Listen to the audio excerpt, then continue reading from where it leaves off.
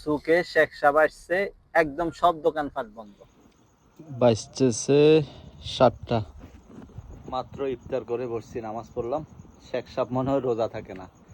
কেন বললাম সেই কথা, ইফতারের সময়, ঠিক ইফতারের সময় এখন থেকে আমি যদি টাইম দেখাই, এখন থেকে প্রায় 30-25 মিনিট আগে কল দিছে, মানে ঠিক ইফতারের সময় কল দিয়ে বলতেছে যে বাইরে যাবে।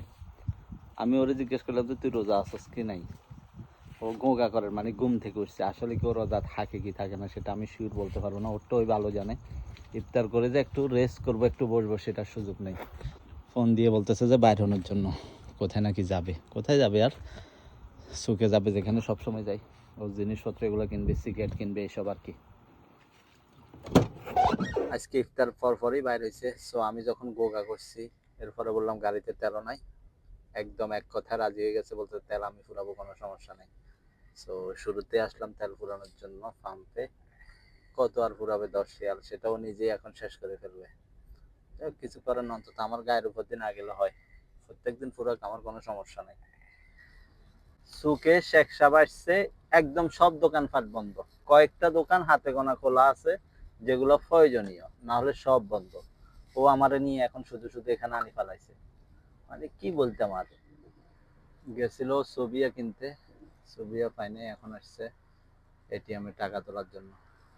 সোবিয়া নাকি সেবাখানায় ক্যাশে দেবে। সুবিয়া কিনবে। সুবিয়া হচ্ছে যে এখানে এক ধরনের, আমাদের দেশে যেরকম রমজানের সময় রু আফজা খায়, ঠিক ওরকমই।